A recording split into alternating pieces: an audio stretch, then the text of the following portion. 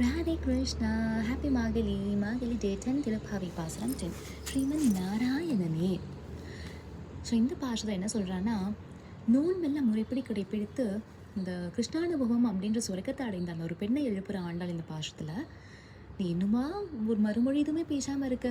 உன் வீட்டு வாசல்லையே நாங்கள் நின்றுட்டுருக்கோமே. ராமாவதாரத்தில் ராமர் கும்பகர்ண வதம் செஞ்சா இல்லையா? அவன் 6 மாதம் தூங்கிட்டே இருப்பான், 6 மாதம்தான் விழித்திருப்பான்னு சொல்லி புராணம் சொல்லுது. ஸோ அவன் ஆண்டாள் என்ன சொல்கிறான்னா, அப்பேற்பட்ட கும்பகர்ணனே உன்கிட்ட தோற்று போயிடுவான் போல இருக்கு நீ தூங்குறத பார்த்து. நீ இன்னுமா எந்திரிக்க மாட்டேங்கிற? நாங்கள் எல்லாருமே பாடிட்டுருக்கோமே. இந்த நறுமணங்கமலும் திருத்துழாயையும் தன் கழுத்திலே அணிந்திருக்கும் இந்த ஸ்ரீமன் நாராயணனை பற்றி நம்ம எல்லாம் பாடிட்டுருக்கோம். உன்னையும் கூட்டிகிட்டும் போய் கோயிலுக்கு போய் பாடலான்னு சொல்லி கூப்பிட்டோன்னா நீ இன்னுமா தூங்கிட்டு இருக்க அப்படின்னு சொல்லி ஆண்டாள் சொல்கிறா. அந்த மாதிரி நம்ம மனமாற பாடினோன்னா அந்த பகவான் நம் நோப்பிற்கு என்ன பலனோ அதை கண்டிப்பாக நிச்சயமாக தருவான். அதனால நீ விரைந்து வா அப்படின்னு சொல்லி இந்த பாசுரத்தில் ஆண்டாள் சொல்கிறா. பாசுரம் பார்ப்போம். நூற்றுச்சுவர்கம் புகின்ற அம்மனாய் மாற்றமும் தாராரோ வாசல் திறவாதார் நாற்றத்துழாய் முடி நாராயணன் நம்மால் போற்று பறைதரும் புண்ணிய நாள் பண்டொரு நாள் குற்றத்தின் வாழ்வெழுந்த கும்பகர்ணனும் தோற்றும் உனக்கே பெருந்துயில் தான் தந்தானோ ஆற்றந்தலுடையாய் அருங்கலமே தேற்றமாய் திரைவேலூர் எம்பாவாய்.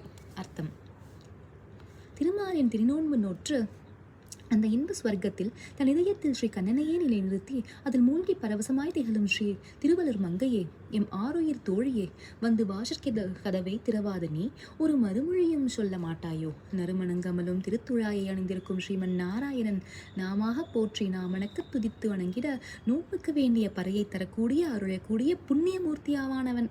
முன்னொரு காலத்தில் உயிர்களை ஈர்க்கும் யமனுடைய வாயில் பிடியில் விழுந்த தூக்கத்தில் கும்பகர்ணனும் உனக்கு தோற்று போய் தன்னுடைய பெரிய தூக்க உனக்கு கொடுத்து விட்டானோ என்னவோ? மிக அதிக சோம்பலை பெற்றவளே, தேட கிடைக்காரிய ஆபரணமாக எங்களுக்கு வாய்த்திருப்பவளே, தூக்கத்தை உதறி தழிவிட்டு தெளிவுடன் எழுந்து கதவை திறப்பாயாக என்று கடிந்து இடித்தெழுப்புகிறாள் சூடிக் கொடுத்த சுழற்கொடியாள்.